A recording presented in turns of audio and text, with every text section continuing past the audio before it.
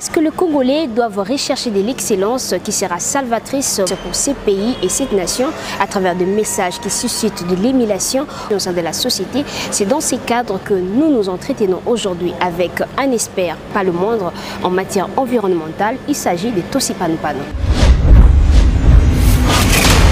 Excellence Magazine.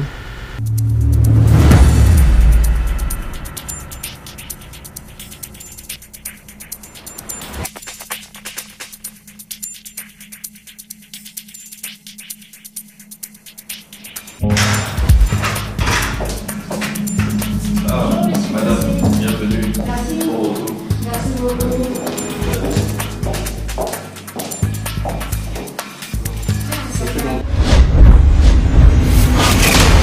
Excellence Magazine. C'est Tosipano Pano, merci de nous accueillir chez vous dans le cadre de notre magazine dénommé Excellence.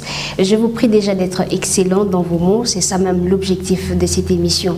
Alors tout à l'heure, je fais une brève présentation de vous, comme quoi j'ai dit, vous êtes négociateur senior de la RDC sur des questions des climats. Est-ce que je omis quelque chose? Écoutez, au mois de décembre 2018, 25 personnalités ainsi que moi-même avons été élevés à titre exceptionnel au rang d'ambassadeur. Donc je suis aujourd'hui l'un des ambassadeurs de la République démocratique du Congo. En attente peut-être d'affectation à un poste diplomatique ou alors en réserve de la République à la disposition de la manière dont les autorités voudront bien m'utiliser. Alors toutes mes félicitations, bien qu'en retard. Merci madame. Ok. Alors avec vous, nous allons traiter de deux questions majeures, notamment le projet Transaqua et puis le profil du futur gouverneur de la ville-province de Kinshasa. D'entrée les jeux, le projet Transaqua, ça vous dit quoi? Qu'est-ce qu'on devrait retenir de ça? Un projet ambitieux, parce que pour pouvoir détourner les eaux de l'Ubangi, qui est l'un des affluents majeurs du fleuve Congo, et l'emmener sur 1350 km vers le bassin du lac Tchad, devrait être une prouesse technique, devrait être une première, jamais réalisée, et je serais curieux de voir comment est-ce que ce sera fait. Disons que sur un plan philosophique ou idéologique, ça répondrait à la logique de la solidarité africaine, qui demande à ce que certains pays qui ont plus de ressources que d'autres puissent les partager avec ceux qui sont moins nantis que eux. Mais il faut également voir quelle est donc cette faisabilité au niveau technique. Il faut voir quel impact il y aura sur les populations, sur la biodiversité. Et donc c'est un projet qui paraît intéressant aux premiers abords, mais je pense qu'il faut qu'on creuse un peu pour comprendre toutes les implications. Mais est-ce que ces projets ne menaceraient-ils pas l'équilibre de l'écosystème du bassin du Congo? Disons que je crois qu'il faut qu'il y ait certains préalables, hein, parce que ce projet, c'est quand même le transfèrement des eaux. Oui, le transfèrement de... Non, mais je sais que c'est le transfèrement des eaux, mais je vais parler de certains chiffres. C'est 100 milliards de mètres cubes d'eau par an transférés. 100 milliards de mètres cubes d'eau, c'est la moitié de tous les écoulements annuels de l'eau en France. C'est la totalité des écoulements naturels en Allemagne. Et donc c'est quand même quelque chose comme 3000 mètres cubes d'eau transférés par seconde. C'est 8 à 10% du débit du fleuve. Donc il faut quand même qu'on puisse s'assurer que c'est faisable techniquement. Donc il faudra qu'il y ait des études de faisabilité. Il faudra qu'il y ait également des études d'impact. Quel sera l'impact environnemental sur les écosystèmes fragiles qui sont concernés? Il faudra voir l'impact social, hein, puisqu'il y a des populations riveraines qui ont un mode de vie ancestral qui risque d'être également affecté. Il faudra qu'on voie quel sera le plan d'action de réinstallation de certaines activités, de certaines infrastructures qui vont être impactées par cela. De part et d'autre, hein, à la fois d'où l'eau sera tirée et où l'eau va arriver. Parce que vous savez, le lac Tchad, ça fait 50 ans qu'il est en train de perdre en surface, mais en s'asséchant, il laisse des terrains qui sont fertiles et des endroits qui ont été envahis par des infrastructures. Donc lorsqu'on renvoie de l'eau comme ça dans ce bassin-là, est-ce que cette eau va régler un problème ou va en créer un autre? Il faut également qu'on voit, je pense, quatrième élément qui serait intéressant, ce serait le cadre de concertation des populations autochtones. Il faut que les parties prenantes qui sont détentrices de cet espace, où il y a cette eau, où il y a ces aires protégées, puissent donner leur accord. Vous savez, cette zone-là compte environ 2 500 000 hectares d'aires protégées où il y a des espèces qui migrent chaque année. Donc il faut qu'on puisse véritablement voir quel sera l'impact et ensuite ensemble voir quelles sont les forces, les bénéfices, quels sont les coûts, les inconvénients de ce projet pour, de manière concertée, dans un cadre régional, dans un cadre multilatéral, qu'on puisse décider effectivement si ce projet est pertinent ou pas. Alors, hormis l'Israël où un projet similaire a été réalisé, y a-t-il un autre pays qui a exécuté sans impact négatif sur l'environnement ce projet? J'avoue que je ne pourrais pas répondre à cette question parce que je ne suis pas un expert en ressources en eau, en ressources hydriques, mais je présume qu'ailleurs, c'est possible qu'il y ait eu un transfèrement d'eau d'un bassin à un autre, ou en tout cas, je sais qu'il y a également des projets où on puise l'eau de la mer, vous voyez, qu'on arrive à désaliniser et que l'on emmène à des endroits qui sont beaucoup plus éloignés. Il faudrait qu'on voit si ce n'est pas une option, par exemple, à offrir au lac Tchad, qui pourrait puiser l'eau de la mer et le ramener vers le lac Tchad.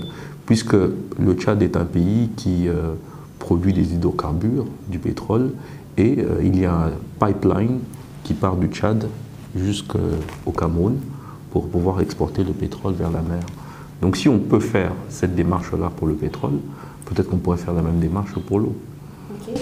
Alors, par rapport à ces mêmes sujets, le président de la République, lors du 7e forum économique qui a eu lieu à Kigali du 25 au 26 mars dernier, il a proposé de prendre l'eau sur le fleuve Congo peu avant l'embouchure à l'aide de pipelines, comme vous l'avez dit, pour les transférer au lac Tchad.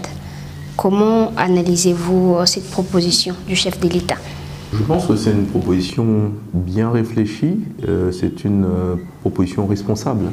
Parce que vous voyez, si on enlève 3000 mètres cubes d'eau par seconde au niveau de l'Ubangi, cela aura certainement un effet sur le débit, le reste du débit du fleuve.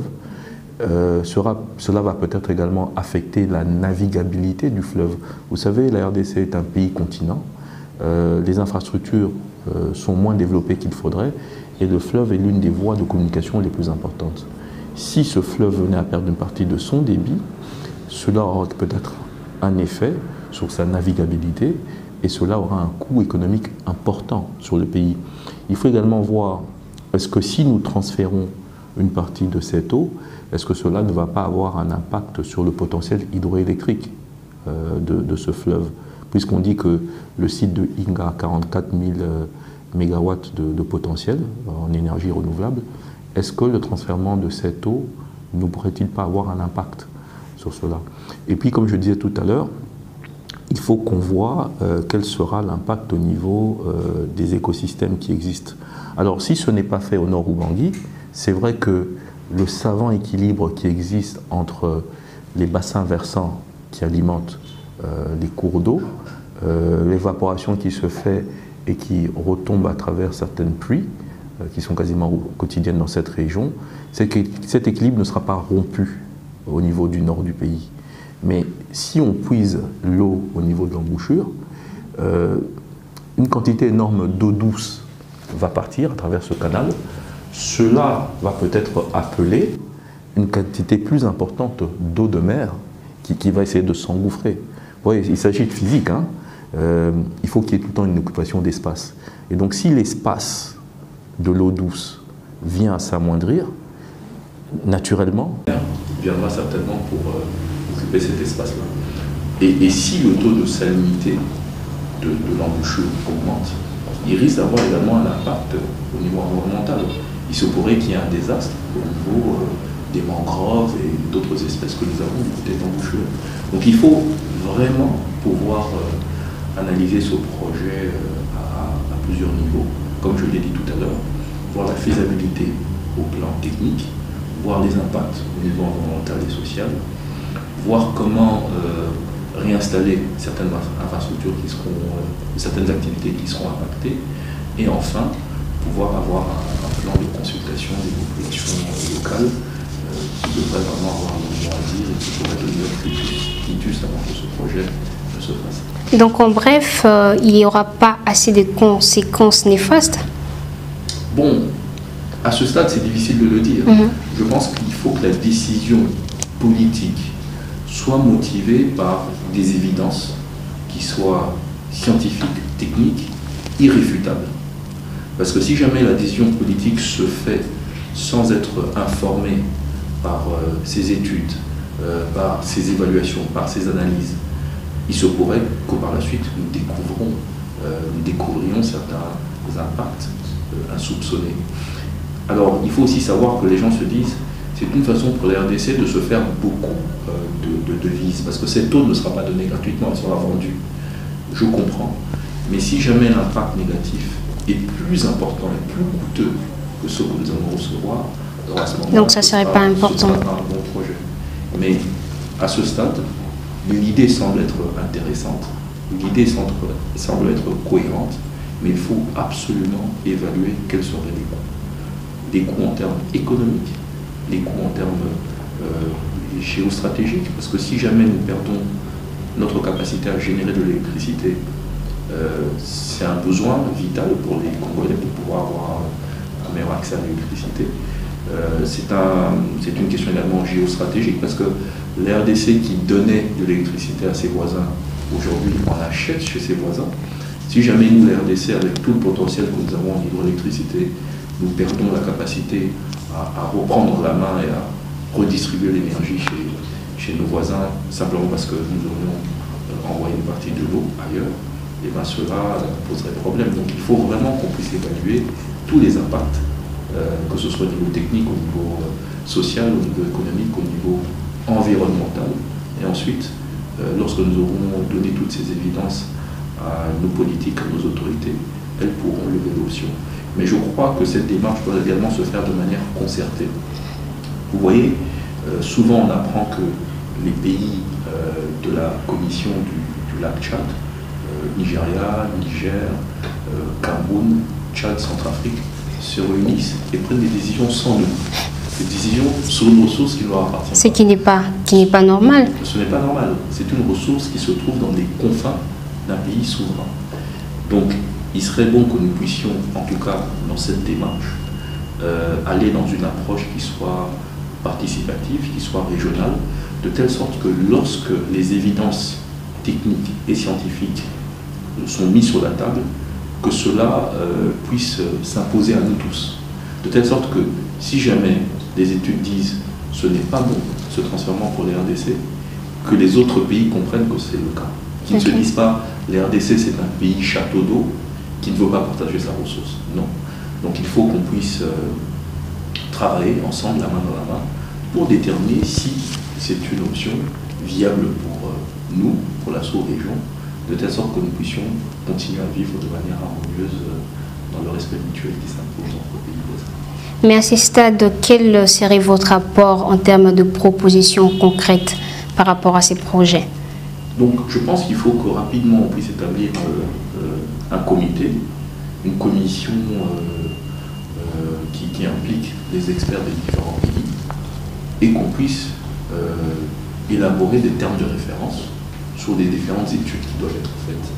Donc pour moi, l'étude la plus importante sera l'étude de faisabilité pour dire est-ce que c'est faisable? Est-ce que c'est possible de prendre les eaux du Nord Ubangi, suivre la vallée du fleuve Chari pour les emmener 1350 km plus loin? Il y a une différence de dénivellation. Est-ce que le fait que la différence de 600 mètres entre l'endroit où on puise l'eau et où il doit arriver, est-ce que cela va rendre la chose plus facile? Est-ce que cela, si c'est mal contrôlé, peut créer des inondations, tuer des gens, détruire des maisons? Donc il faut qu'on voit la faisabilité. Une fois que cette faisabilité technique est faite, il faut qu'on fasse également des termes de référence pour les études d'impact. Et elles sont de deux ordres. L'impact environnemental sur des écosystèmes, une biodiversité unique au monde qui est fragile, et l'impact sociétal, donc au niveau social, voir également quel sera l'impact. Ensuite, comme j'ai dit, il y a des activités qui se tiennent le long du fleuve. Elles ont un impact également sur les populations, en amont, en aval. Et donc il faudra voir quel pourrait être un plan d'action pour réinstaller certaines activités qui vont être perturbées par ce transfèrement. Et au lieu d'origine, le long de notre fleuve, et au lieu où cette eau va arriver. Comme je le disais, il y a des gens qui ont commencé à faire de l'agriculture au niveau du lac Tchad, là où l'eau s'est retirée, là où ça s'est asséché. Il y a des gens qui ont construit des maisons. Lorsqu'on ramène l'eau dans ce bassin, est-ce qu'on ne va pas créer un impact négatif là-bas? Donc il faut qu'on réfléchisse à ça également.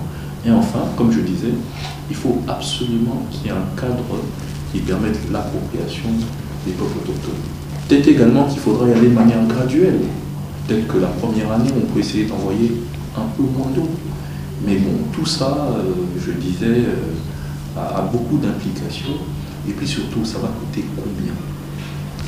Construire un canal sur plus de 1500 km, ça va coûter combien? Qui va financer cela? Donc voilà toutes des questions qui peuvent être résolues. Espérons que votre voix sera entendue et que les propositions que vous avez faites seront acceptées facilement pour que...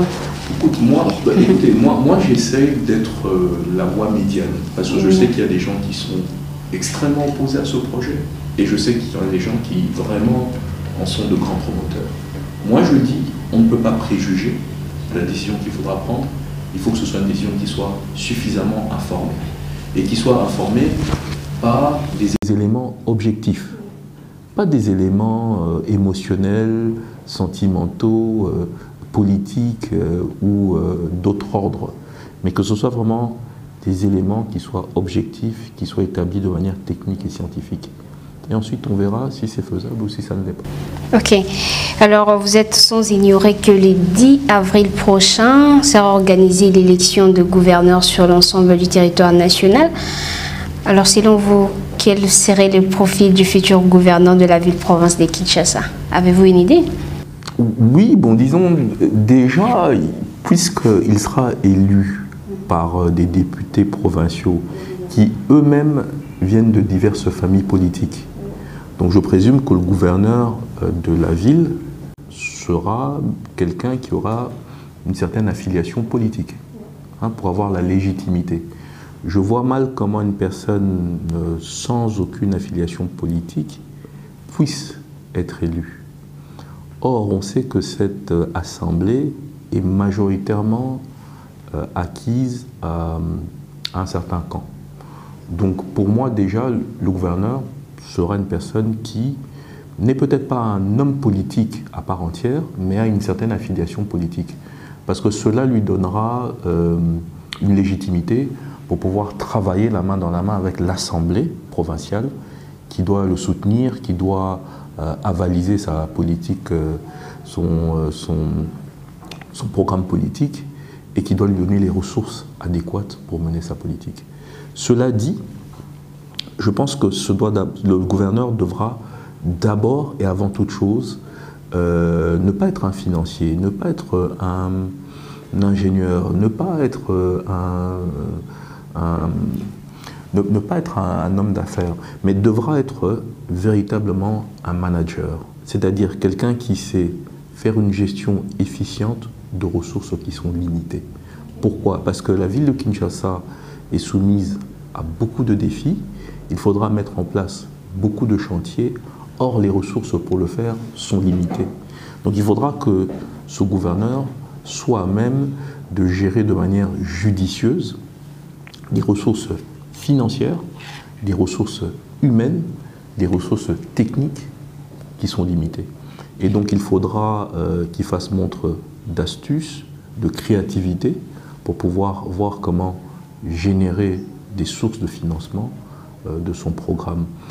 Et lorsqu'il sera soumis à certaines contraintes, il faudra qu'il puisse voir quel partenariat il peut sceller avec le secteur privé national, le secteur privé international ou le secteur public international également.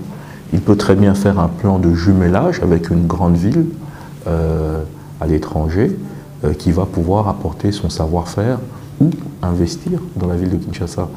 Et il faudra également voir des choses qui peuvent être faites avec le secteur privé. À ce moment-là, il faudra voir comment faire des partenariats public-privé, où un privé peut avoir une concession pour certaines années, pendant certaines années pour construire une infrastructure, la gérer pour pouvoir récupérer son argent, et ensuite la céder à la ville de Kinshasa. Alors la ville de Kinshasa a des sérieux problèmes du point de vue assainissement. En tant qu'expert, quelle serait la priorité des priorités pour les futurs gouverneurs de la ville de Kinshasa? D'abord, je dois dire que la ville de Kinshasa, pour moi, est une ville verte en fait. C'est quoi la ville verte? C'est une ville qui a beaucoup d'espaces verts, qui a des forêts, qui a des parcs, qui a des terrains de golf, qui a des aires protégées. Et donc, lorsque je regarde la configuration de la ville de Kinshasa, 10 à 12 millions d'habitants, je me rends compte que 80% de la population de Kinshasa ou 90% de la population de Kinshasa habite sur 10 à 15% de la surface de Kinshasa. Il y a 24 communes. L'une de ces communes-là, celle de Maluku, est plus grande que toutes les autres communes réunies. Et donc, tout le monde se concentre sur les 23 communes et délaisse Maluku, qui est une commune justement qui a certaines caractéristiques comme étant une commune non pas complètement urbaine, urbanisée, mais quasiment semi-rurale. Et donc, Kinshasa, dans sa globalité, est une ville verte. Maintenant, il faut pouvoir travailler pour que cela ressorte. Et je dis toujours une chose qui est très simple, je dis, il faudrait que le Kinois, lorsqu'il sort de l'aéroport de Njili, au lieu de directement prendre à droite pour aller vers le centre-ville et tout cet endroit qui est concentré, il faudrait qu'il ait le réflexe maintenant de tourner à gauche et d'aller justement vers Maluku, vers Ntsélé. Et il faut que le nouveau gouverneur ait un plan ambitieux et un plan de développement justement d'une nouvelle cité, d'une nouvelle ville, d'un Kinshasa 2 ou Kinshasa 2000 ou Kinshasa de demain, et qu'on puisse véritablement faire de grands investissements de telle sorte qu'on puisse mieux penser le développement de cette partie de Kinshasa, puisque la partie où nous vivons en ce moment est une partie qui était planifiée pour 400 000 habitants. Okay. Aujourd'hui, nous sommes 10 millions. 10 millions. Donc vous voyez que c'est difficilement vivable. Comment y procéder? D'abord en menant une réflexion stratégique, une réflexion prospective, pour voir comment sont faites les villes aujourd'hui. Les villes aujourd'hui sont des villes dites intelligentes.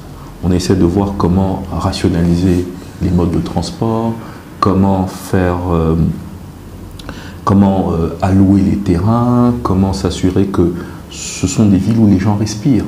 Vous savez, il y a une corrélation entre les espaces verts dans les villes et la santé des habitants. Simplement parce que là où il y a un espace vert, on peut sortir de son bâtiment, on peut sortir de sa maison, marcher un tout petit peu, courir, faire du jogging, être en meilleure santé qu'une ville où les habitants sont constamment enfermés chez eux. Et les habitants qui sont en meilleure santé, c'est un coût qui est amoindri pour la ville. Parce que lorsqu'ils sont en mauvaise santé, ils doivent aller se faire soigner, cela a un coût, et ils sont moins productifs. Donc, il faut que le gouverneur qui va réfléchir au développement donc, de cette nouvelle ville, ou de cette nouvelle partie de Kinshasa, puisse véritablement réfléchir à comment la rendre plus verte. Mais en très peu de mots, quelles sont les recommandations? Quelles sont vos recommandations? Écoutez, parce qu'on a parlé de beaucoup de choses. Oui. Vous avez parlé de l'assainissement, n'est-ce pas? Oui. Oui, donc 10 millions de quinoa, 0,8 kg de déchets produits par jour par quinoa. Donc la ville de Kinshasa produit 8000 tonnes de déchets par jour. Et il y a une décharge qui a été construite en périphérie de la ville, à Mpassa, mais il y a un véritable problème de collecte et d'acheminement de ces déchets vers donc, la décharge de Mpassa. Et c'est là, je pense, qu'il faut que chacun d'entre nous, Kinois, nous puissions faire montre d'éco-civisme, d'éco-responsabilité. Comment est-ce que cela devrait se faire? Déjà sur la manière dont nous gérons nos déchets. Nous pouvons, chacun, lorsque nous allons au supermarché, prendre un sac recyclable que nous emmenons au supermarché. En quittant le supermarché, nous mettons nos aliments dedans. Au lieu de chaque fois prendre des emballages que l'on prend qui sont non biodégradables. Qui sont non biodégradables. On a interdit les sachets. Oui. Aujourd'hui, je vois toutes sortes d'emballages et je me demande, est-ce que nous avons réglé le problème ou est-ce que nous l'avons empiré? Donc, il faut que nous fassions montre d'éco-citoyenneté et que nous développions les bons réflexes. À la maison, une fois que nous avons nos déchets, nous pouvons voir lesquels sont organiques et à ce moment-là, nous les mettons de côté. Nous pouvons chacun avoir un petit jardin à l'arrière où nous utilisons ces déchets organiques pour faire du compost et faire un petit potager. Et nous aurions un peu de matembele, un peu de ndunda que nous pourrions nous-mêmes produire. Alors une fois que ces déchets sont séparés, les déchets organiques sont mis de côté, les autres types de déchets, certains peuvent être recyclés pour pouvoir alimenter certaines filières et ensuite les autres effectivement iront vers la décharge. Mais si nous faisons déjà en amont ce travail de tri, les déchets qui doivent être acheminés vers la décharge seront moins importants.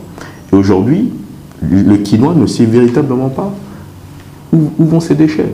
Parce qu'il y a un pousse-pousseur qui vient et qui prend nos déchets, il s'en va, on ne sait pas où il va les jeter, et le même pousse-pousseur est employé par une maman le soir pour aller prendre du pain à la boulangerie, du pain qui est mis dans le même pousse-pousse. Donc vous voyez que ça pose un problème de santé au public. Et il faut qu'on puisse voir comment véritablement mieux gérer nos déchets. Il y a également les déchets liquides. Il n'y a pas de... Oh, mais s'il y a déjà, c'est presque la fin. Oui. Donc s'il y a moyen d'écourter les mots. Oui.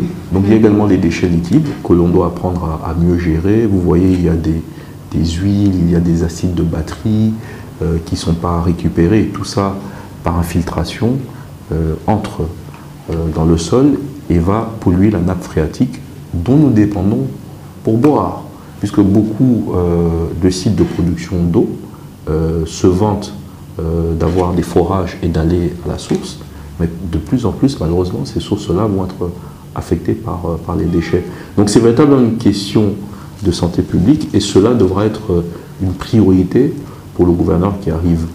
Et il devra comprendre quel modèle économique développer, parce qu'en fait, les déchets semblent être un problème, mais ailleurs, les déchets représentent une opportunité. Parce que les déchets peuvent être valorisés, les déchets peuvent être enfouis, créer de la méthanisation, et ce méthane est récupéré pour générer de l'électricité. Dernière question. Donc il faudra que le gouverneur de la ville de Kinshasa puisse réfléchir à toutes ces solutions. Ok. Seriez-vous prêt aujourd'hui, si l'occasion vous est donnée de travailler avec ces futurs gouverneurs, question de partager votre expertise, pardon?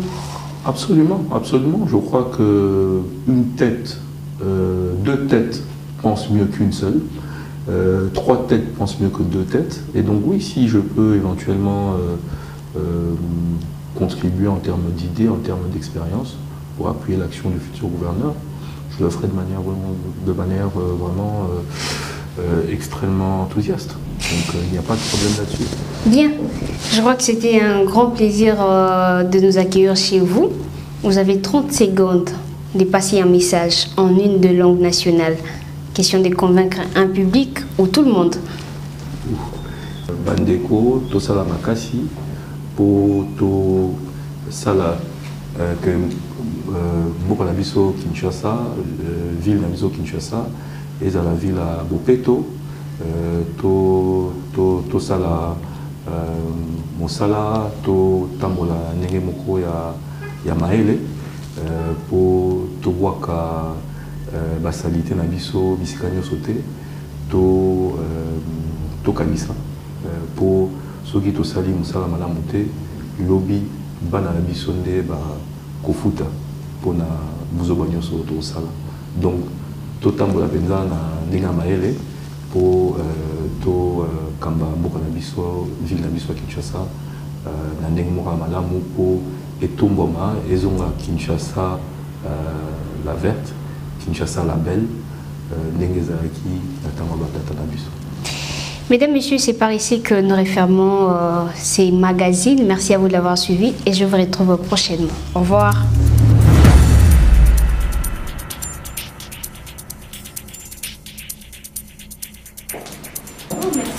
Madame, allez, au revoir. Un plaisir. Merci beaucoup.